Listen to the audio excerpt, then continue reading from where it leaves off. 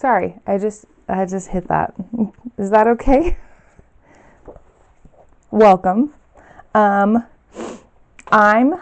Donica Contour, author name DC Contour.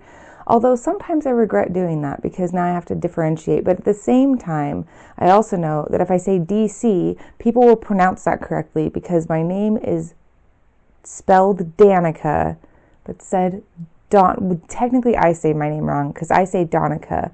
My mom says Danica. It's a whole thing. Anyway, I wish I had thought ahead to think about like my schedule of when this video will be released, so I could determine whether or not you've ever been introduced to this channel or whether or not this is your very first video in which you're seeing me. But if you've been here before, just, I don't know, go like get a cup of tea or something while I introduce myself very briefly, because this is the first video I'm actually like sitting down to film for this season. I am technically also, I've been filming editing of book 3. I just got it back from my editor right before Christmas, but I didn't actually start touching it until January.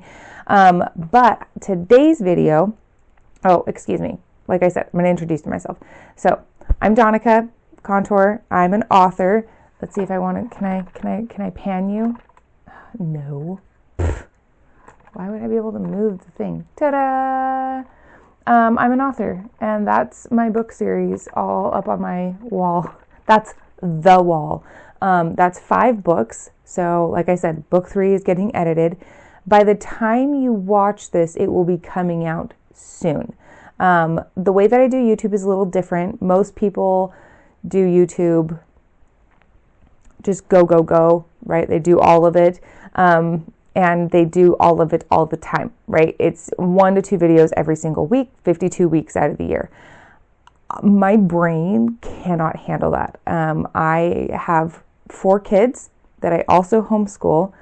And like I said, author. So I would like my creative focus to primarily go into this because that's the thing that I really, really love doing. Don't get me wrong, I really like being here on YouTube too. Otherwise, I just wouldn't, which is why I'm not on like TikTok and what are the other ones? I'm on Instagram. I try to do the things that like, this sounds fun. So here we are. I do have an intro video for this season. I can link that below. That way, if you're like, what even is this? Then you can go watch the intro video and I don't have to talk for another 3 minutes. So today we're going to talk about the top 3 myths regarding creative people. And I feel like I hear these all the time as a writer. So myth number 1, we only create when the muse strikes. This one I would say is like sort of accurate. It depends on where you are in your creative journey. If you're at the very, very beginning, then yeah, that might be true, right? You just like when you very first start writing, sorry, I'm trying to move and not knock everything over. There we go. When you very first start writing or you very first start painting or you very first start knitting or whatever it is, right? One of the things that you do is you do it when it sounds fun. You do it when you, oh man, I have this really cool idea. And you sit down and you start to figure it out.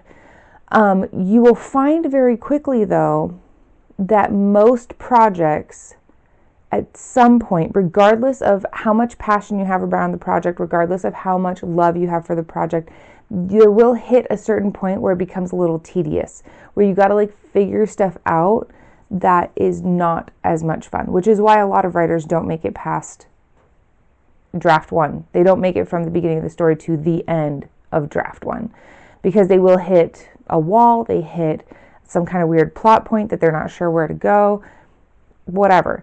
Being a creative, I feel like, especially if it's something that you want to monetize, means that you have to be able to sit down and work even when you don't really feel like it, right? Currently, I'm making an effort because I'm also taking some classes online, and so I have a tendency to bite off more than I can chew, and currently we're chewing a really big bite. So I was like, okay, well, in order for everything to fit during the day, because like I said, I homeschool And I also cook from scratch as much as I possibly can.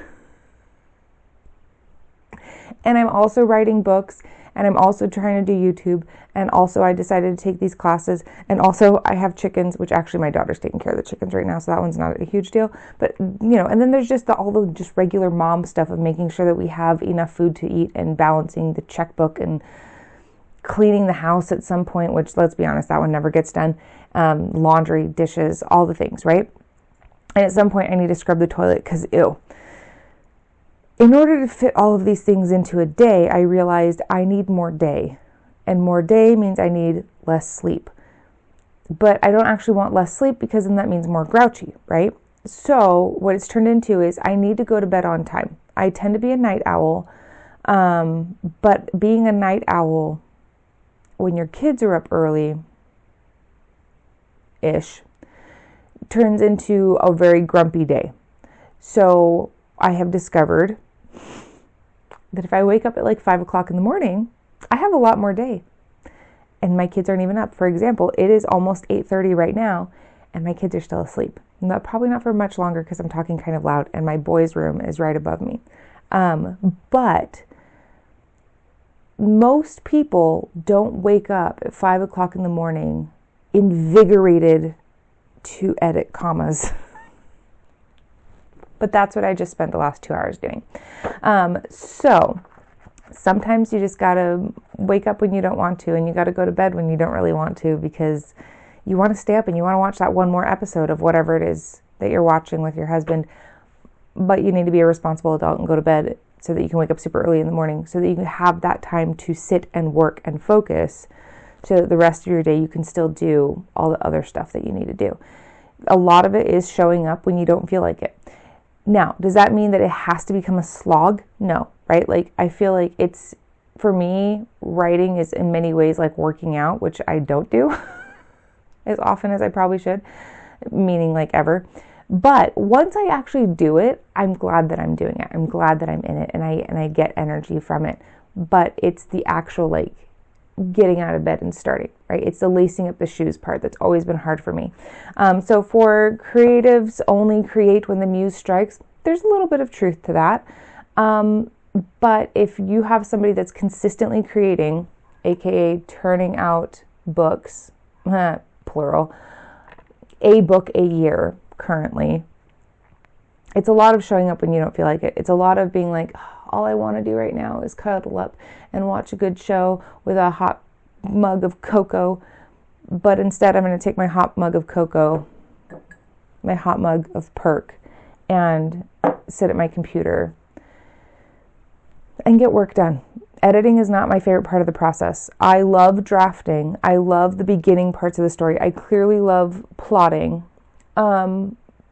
Editing's just not my favorite. I enjoy a lot of the rest of the process. I enjoy formatting, and I enjoy the cover design.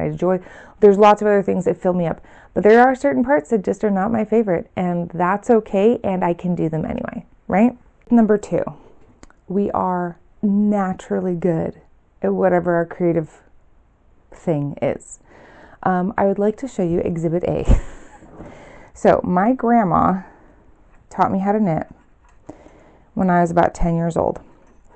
I present to you the very first thing I ever knit, which was this scarf. If my mic will stay, microphone, just pick a spot, bro. Sorry, it keeps trying to fall off my lap. I need to figure something out with this thing. Just stay. Pick a spot. The ground is not a spot. Okay, it's going to do whatever it's going to do. It'll be fine. Okay. Hopefully it's not bugging you too much. So I wanted to show you this. So this is how large we start. Okay. And then you can see I pick up stitches, I drop stitches. We end up like, look at the difference. Can you see that? Between how we started, the width between how we started versus how we're going. I mean, it's not bad.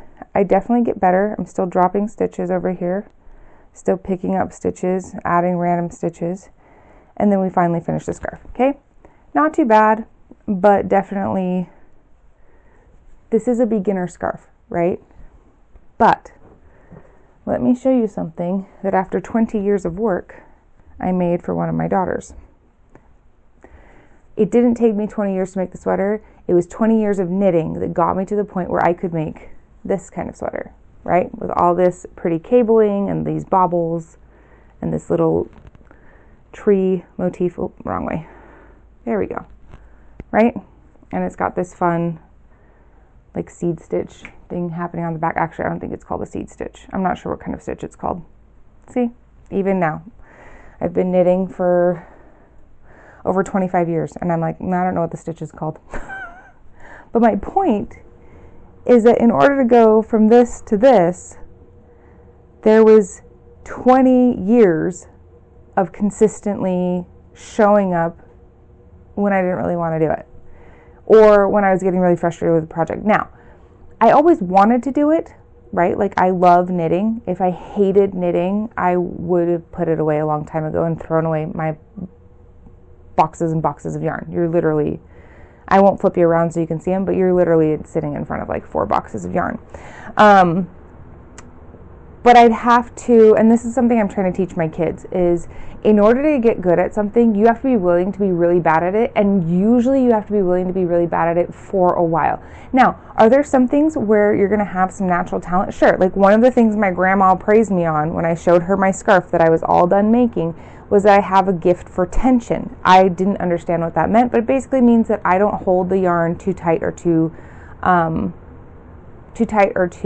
loose, and my stitches stay pretty even because of my tension. That wasn't necessarily something, I didn't even know that was a talent. That's a talent that I have, is tension. Go figure. So are there people that have more natural talent when it comes to certain things? Sure, right? But a lot of times, things that we just chalk up to talent are actually years and years and years and years, repeat and years for a long time, of hard work and showing up when you were frustrated, or when it wasn't working. And yeah, sometimes you got to take a step back, right? Like, absolutely take a step back and get a breather, but then be willing to come and show up again, right? I made a pair of mittens for my mom one year, and it was the first time I had ever made mittens. And I remade the first mitten. Like, I had to pull it out and start over again like 6 times just to make the first mitten. And then I started making the second mitten. I thought, this is going to be great because I've already made one. Like, I already know what I'm doing. This is going to be perfect. Until about halfway through, I realized I was making a second left-hand mitten, which wouldn't be an issue except for it had a design on the top, and so it was like an actual like right hand left hand mittens. So I had to pull out the whole thing and start over again. It's no different with writing, right? It's no different with painting. Sometimes you've got to erase what you've done and start over again, because that's what the project asks for. And so I think sometimes when we tell people, oh wow, you're so talented because they wrote a book, and it's like, yeah, there's some of that's there, but I don't just have a Midas touch where I, touch words and they magically turn into stories. It's a lot of work, right? From when I got the idea for this story behind me to when I published book 1 was 14 years. Now, I was not just sitting there working on the book for the full 14 years. I got married, we moved several times, I had 4 kids. Lots of other things were also going on in my life, but the start and finish of when that storyline started, of when from conception of idea to book 1 is published, was 14 years. And there was a lot of time where I spent staring at a computer or staring at an empty notebook or scribbling in the middle of the night trying to make it all make sense.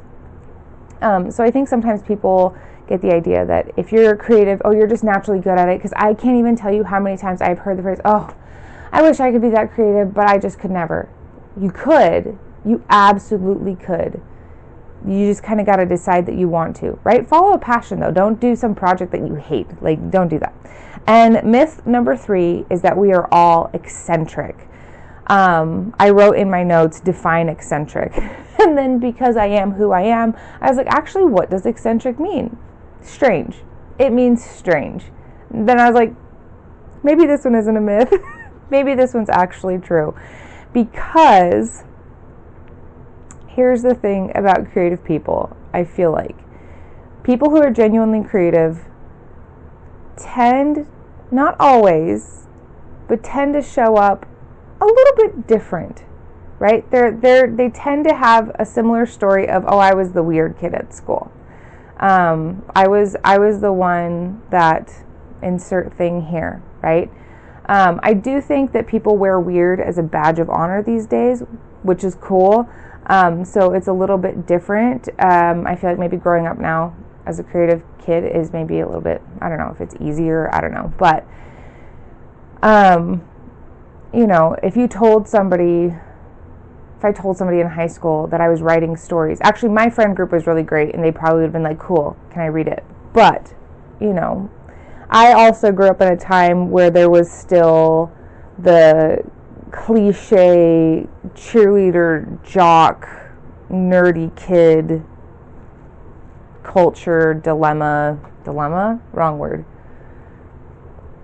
Anyway, so I feel like we're a little bit weird, right? We do tend to either be, like, Enya's my favorite example of this. How ethereal is that woman's voice? How incredible is her music?